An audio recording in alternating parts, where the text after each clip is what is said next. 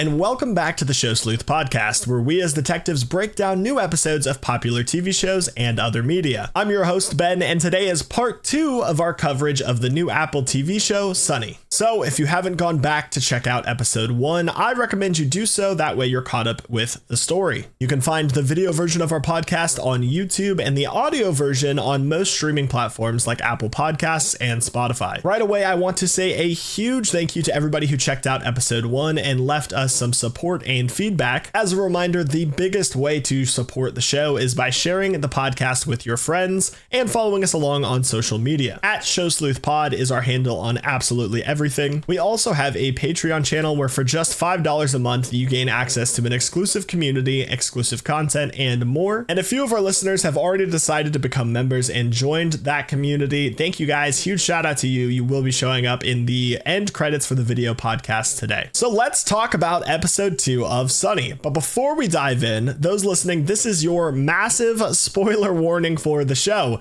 If you wish to watch the show and haven't done so yet, please do pause the podcast and come back and join the discussion when you've finished watching. You've been warned. I want to call out a couple of things I loved about episode 2 before we get into the breakdown. In this episode, we really start to see Sunny and Susie's relationship evolve. We also get added context around how Susie met Masa and what their relationship looked like. And at the very end, we get a short but absolutely massive bombshell that reveals more information about the fateful day in the opening of episode 1 and what Masa does at Ematech. This episode obviously debuted with the first episode in the show's premiere, which I think actually led to the perfect balance of piquing the viewer's interest without revealing too much information, because after watching episode 2, I'm left with more questions than answers. We open the episode with the sound of a ticking clock and a man who's frantically typing at a work desk. As the shot expands, we see a big room office at Ematech with several workers typing away at their computers at identical desk stations. This seems like a typical office environment when all of a sudden a man comes over the PA system and announces that it's time to begin their daily exercise. Everyone stops what they're doing, gets up from their desk, and puts on their AR goggles. AR, of course, standing for augmented reality, so further emphasizing that this is in the near future and kind of a cool way to do a group workout. In the sea of characters, we do also spot Yuki Tanaka from episode 1, the younger Yuki Tanaka, interacting with a homebot that looks a lot like Sunny. In the middle of these exercises, we focus in on one man who gets a message on his phone,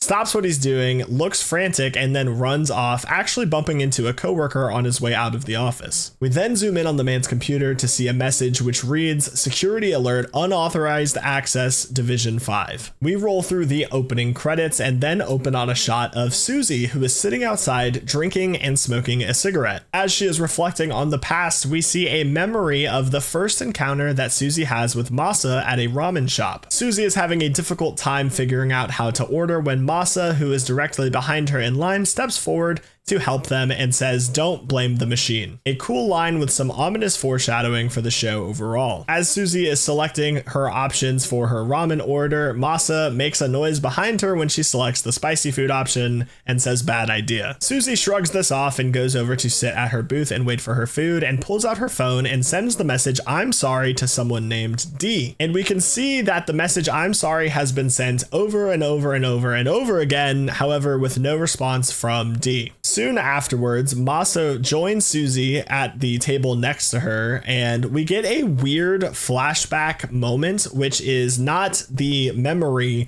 but rather something that Susie is thinking currently in her head.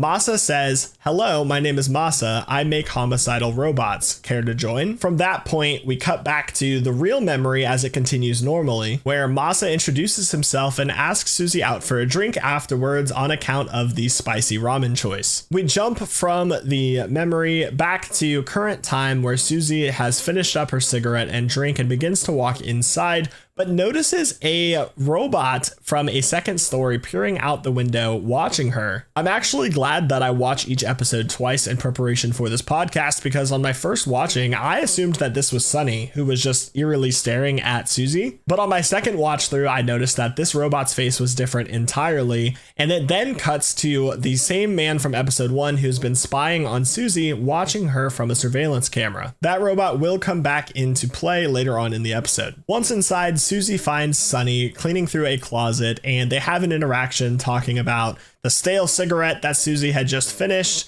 And Susie expresses more frustration around Sunny's inability to remember anything about Masa. Sunny doesn't remember her creation or have any memories of Masa, and the conversation kind of goes back and forth until Susie yells at Sunny. And what's interesting here is this is the first time that Susie has then apologized to Sunny afterwards, and is kind of the first development in the two's relationship, whereas previously she maybe just would have put Sunny to sleep. Now she actually expresses regret and feels bad when she raises her voice to Sunny. Susie asks under her breath what the hell is going on, did Masa hurt anyone? To which Sunny responds with one of my favorite lines from this episode: "If he was bad," referring to Masa, "then I would be bad too because he made me."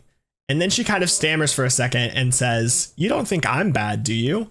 Almost questioning it herself. This has ties into the end of the episode and has some big implications, but I just thought it was, at the time of watching, very strange to see Sunny realize, wait, if this guy isn't good and he made me, what does that mean for me? Especially because she has no memory of her creation. Susie wants to try to get to the bottom of Sunny and figure out why she was programmed for her, what memory she has, and just unlock whatever might be hidden inside of her, and takes her to go get diagnosed by someone who works on robots. We learn during this diagnosis that Sunny is normal and appears to be like other homeBots, but is much more advanced. We also learn that unlike the typical robot, Sunny is constantly updating. There's a funny moment while Sunny is being examined where she looks at a TV screen which has a video feedback loop going on. Someone's pointing a camera at the TV, so it creates this infinite video effect.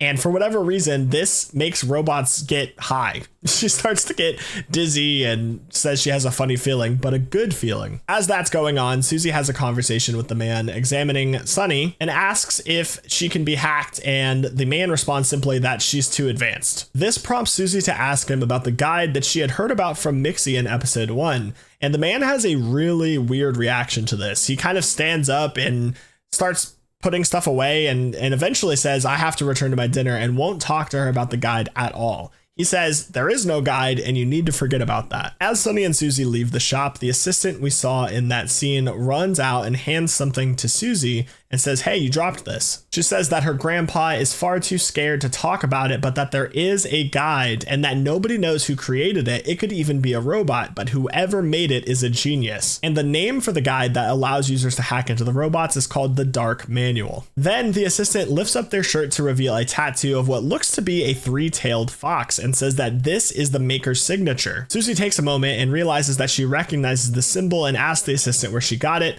However, the assistant says, "I should get going," and runs off before we get an answer. After this interaction, Susie and Sunny make off to go visit Susie's mother-in-law, who's having a party at the time in an attempt to alleviate her grief and sadness. It was her friend's idea, but Susie certainly seemed shocked when she pulled up to see her mother-in-law having a party. Noriko, the mother-in-law, tells Susie that the airline says they will be bringing personal belongings from victims in the plane crash to the families, and suggests that this is a good sign that they haven't received anything, to which Susie dismisses this idea immediately. Noriko also is surprised to see that Susie has acquired a homebot. As Susie explains, that's the reason for their visit, and starts to ask questions about Masa's work at Ematech. You see, the whole reason that Susie came here after that interaction with the assistant from the robot shop was because she remembered that Masa had drawn a similar symbol to what the assistant had tattooed on them years and years ago, and that her mother-in-law used to have the picture hanging on the wall. We find out that Noriko decided to throw this drawing away, which immediately made me suspicious, along with the fact that they denied any knowledge of what Masa did at Ematech, claiming that they were no good with technology. This scene definitely gives off the vibe that Noriko might know a little bit more than they're letting on. Susie gets frustrated and wishes that they knew more about Masa. And there's this really impactful statement from Noriko about how, in the face of loss, people oftentimes regret not holding on to their loved ones closer and knowing more about them. We also get our first mention of Hikikomori in this scene, which we're going to talk about here in a little bit. We cut away to yet another flashback of Susie's, where Masa and Susie have migrated to the bar, the same bar that we see Susie go to in episode 1. In the similar way that the earlier flashback distorted, we have that moment where Susie looks at Masa and says, "I will pay you to tell me what's in that notebook. What are you hiding?" before the memory continues normally. On this first date, Masa is very charismatic and funny, and we learn a lot of information about both characters in this scene. We learn that at the time, Susie was working as an online math tutor to kids, and she attributes that job to the reason she doesn't go out and see much of Japan, as she's often working during the night and sleeping during the day. She also reveals that she actually used to be in finance up until about a month ago when she left for Japan. And after further questioning from Masa, she denies being fired and says that they were begging for her to stay. When asked why Susie chose Japan, she states the culture, the food, and Dragon Ball, which was kind of a funny moment in the show. But then explains that the real reason is she had done some research that 1% of the population were hermits and just decided to remove themselves from society entirely. This is referred to as hikikomori, which Masa goes on to explain he used to be hikikomori for 3 years and had isolated in his mother's house working an online job and playing video games, completely cut off from society. He goes on to explain how extremely lonely this is and is astonished that Susie would want something like this after having experienced it personally. On a side note, I'm ending the podcast and moving to Japan. Just kidding, but I can definitely resonate with the desire to be isolated as an introverted individual myself. Masa then explains why he's able to be so social now and said that it used to be incredibly painful and scary when people would look at him, but through a long time, now he enjoys looking at people and being looked at. He said that he met a friend through work that also helped out with this process tremendously. We don't get any kind of name drop or image of what that friend is or looks like, but I'm wondering if maybe it was a robot and that's how Sunny came to be. It's kind of sad, but if you spend years in isolation and you're good with technology, it's not that far-fetched to think that this man would create some form of a companion to fill that need. Susie reaches for his notebook and asks if he's some form of artist or something, and Masa responds by taking it back without opening it and saying that they're just doodles. And the memory comes to an end when Masa says that he works in refrigerators, to which Susie has an incredulous face because this is her flashback, and as she knows now, this was a lie. Cutting back to the present, we have a frantic scene where Susie is tearing her husband's office apart looking for the symbol she saw on the assistant. There's a really funny moment in the show where Sunny is just observing the wild behavior and decides to jump in to show support, but instead of looking for something, she just starts knocking stuff over and making a mess in the office. And Susie's like, what are you doing? And Sunny's like, isn't this what you're doing? I'm helping. And I don't know, it made me chuckle. It was a funny moment. Susie begins to have a bit of a breakdown, understanding that if this truly was Masa's signature, then he was the developer of some hacker guide and the implications that could come from that being the truth. And just the upsetting revelation that their life was a bit of a lie, how they had been led to believe what Masa did was work in refrigerators for so long without any further questioning. How did she not catch on until this point? Sunny, being the best companion in the world, asks Susie to tell her more about Masa so that she could aid in her investigation. This next scene was very endearing. As a happily married man myself, it felt very real and relatable when Susie starts to describe Masa. She starts by saying he used to clear his throat on the phone at the start of the day, which Sunny remarks, wonderful, like gross, sarcastically. She continues describing him as having a cute butt, being funny, being clumsy, and breaking a rib one time getting out of the bathtub, but being a great father and her best friend. And I could just see my wife describing me as such, you know. It's not always the highlights, it's just like things that we love about each other because we love each other. Funny moments, and I thought this scene was really great and just showed how much Susie genuinely cared about Masa and her family. At the end of this description, Sunny says he does sound like a great man indeed, but that they are going to need proof of what's going on to really understand things. Sunny states that if he was hiding something from Susie, it wouldn't be here at home, it would be at his work, so they make a plan to go back to Imatech. Susie asks Sunny why she wants to help, and Sunny says, I don't know, but you're just gonna have to roll with it. We cut to the next day where Susie yet again wakes up in Zen's bed that she's been sleeping in, more than likely because she's having a difficult time with the loss of her son. But she tells Sunny that the bed is just better for her bad back. So our two characters set off on an adventure to Imatech to go see what they can dig up about Masa and his work. However, when they start to get close to the building, Sunny glitches out and shuts down. She begins to make some electrical noises and says the words, no, Division 5 denied, Division 5 denied, can't, sorry, restart. until ultimately just powering down in the middle of the sidewalk. Susie says thanks for the help and decides to continue on her own. After getting denied at the front desk to see her husband's office to collect some personal belongings, she works her way to the door that she used at the party when the attendant isn't looking. The door is locked, however, but luckily she runs across the young Yuki Tanaka yet again. She makes up a story about how when she was crying at the Christmas party because of the awful things that he said, she went down the stairs past that door to wash up and must have left her wedding ring there. She asks if Yuki can help get her in there, but he says no because it's restricted and doesn't want to lose his job. Ultimately, Susie's able to convince him by saying that Masa has not been found dead at the plane crash yet, and how disappointed Masa would be for the employee not helping his wife to find her ring. When Susie goes down the stairs and approaches the double red doors from episode 1, the words that read Sakamoto Incubator has been removed from the wall, and as she approaches the door, she hears a loud metal click noise and finds the doors unlocked. Everything in the hallway looks as if it has been scrubbed clean. You can't see through the windows because it looks like soapy water has been scrubbed on them, and she makes her way to the end of the hall where the yellow room was and breaks in with her shoe. Once inside, she sees that the blood stains were actively being scrubbed, and it looked like someone was trying to hide the mess that she had discovered earlier. At the same time, we go back outside and see that Sunny has reboot and come back online, saying shit when they don't see Susie. Also simultaneously, we jump back and see our opening scene playing out in front of us again, where the man gets the message on his phone, which we now understand is the same as the security alert on his computer, which is why he was so frantic and ran out of there in the first place. The man eventually enters the hallway as Susie's still in the yellow room, and they begin this chase scene throughout the facility. All the while, the man is screaming at her in Japanese, and eventually Susie comes out of a door at the top of some stairs to be inside the big office. She tries to play it cool and pushes a cart of messages, letters, and drops one on the ground to give herself an excuse to hide under the desk just seconds before the man chasing her breaks into the office as well. As Susie continues hiding from the man, we get an announcement and everyone stands up from their desk to start another round of exercise. When one employee is confused, the other simply says the new CEO is a real health nut, as a way of explaining off having to exercise again so soon. We also see the man that chased Susie through Division 5 get confronted by the woman he had bumped into previously on his way out of the office, and she said, "Enough is enough, Division 5 has been closed."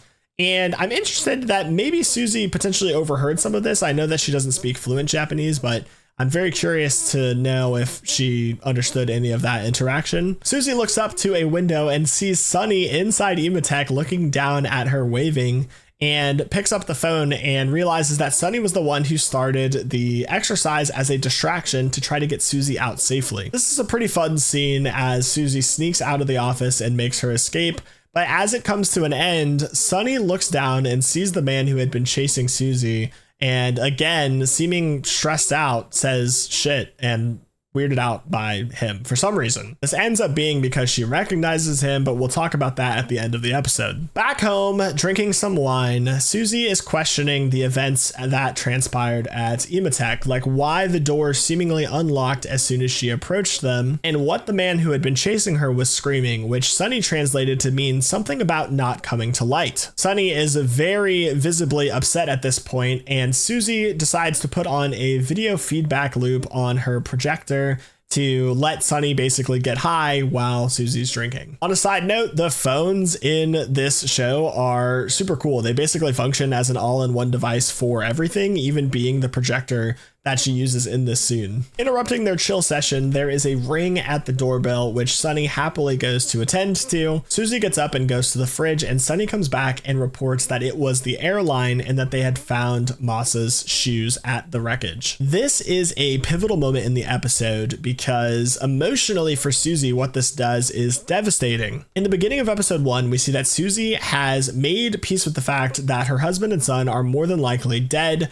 and has thrown up this bitter, hardened shell to protect herself from going through the grief and pain associated with that loss. Then as the show transpires, we begin to see Susie doubt that her husband is really dead and maybe have a small glimmer of hope that her family's still alive, just to be absolutely demolished by this supposed evidence that her husband was indeed on the plane. Maybe not dead, but certainly confirmed to be in the crash. She asks if there was anything from Zen, to which Sunny responds they have not found anything, but will keep looking and notify them if they find anything. Susie can't believe it and asks if this is real before breaking down entirely. And then we cut back to seeing Susie and Masa in bed later that evening after the bar in a flashback. Susie says that Masa is great, but that she doesn't want mess. Masa goes on to ask if relationships are messy and if that was the real reason that she came to Japan. Susie says that she should be alone, almost saying that she deserves loneliness, and Masa agrees that he understands what it's like to fight pain and loneliness. He asks Susie if he wants to know why he loves refrigerators and goes on to explain that they delay entropy and break the rules for thermodynamics. He goes on to ask that if they both have pain, do they have to fight it alone, saying that like a refrigerator, they could build their own little ecosystem,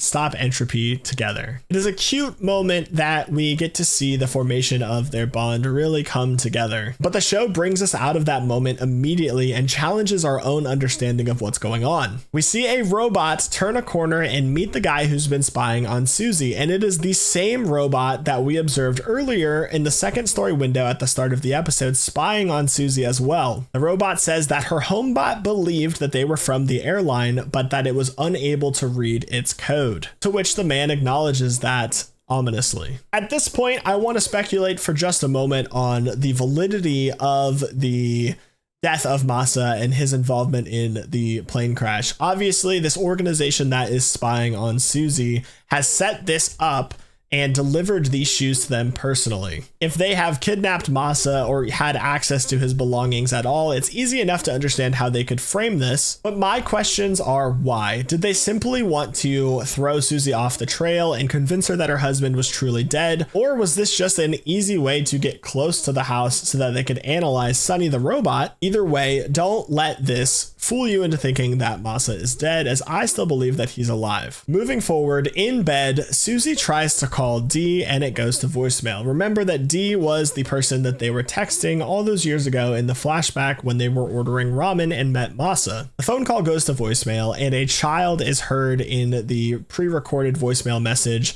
saying that, "Hi, my mom can't come to the phone right now. Please leave a message." And whatever Susie ran from and came to Japan for is starting to seem a little bit more sinister, especially considering that they would uproot their life and seek seclusion from the outside world, possibly as a way for punishing themselves for something they've done. I feel throughout this whole episode, there has been a lot of progress in Sunny and Susie's relationship, with them having longer conversations, Susie starting to confide in Sunny personal emotions and details. And in the end here, Susie is so distraught after learning that her husband is more than likely dead that she asks Sunny to come sit by her in bed. And not just sit by her, we get a shot of Sunny and Susie cuddling in bed. The robot gets into the bed and lays down next to her. And there was this cute moment too where Sunny pretended to breathe. Obviously she's a robot, she doesn't need to breathe. And Susie calls her out on it and says, "No, it's fine, I like it." And we see them cuddling, which it's just nice that in a moment of sadness like that, that Susie has at least something there to bring her comfort so she doesn't feel totally alone. But wait, this isn't all happy, cheery episode, because as the camera starts to pull away from that shot, we immediately, abruptly cut to the yellow room shortly after the murder.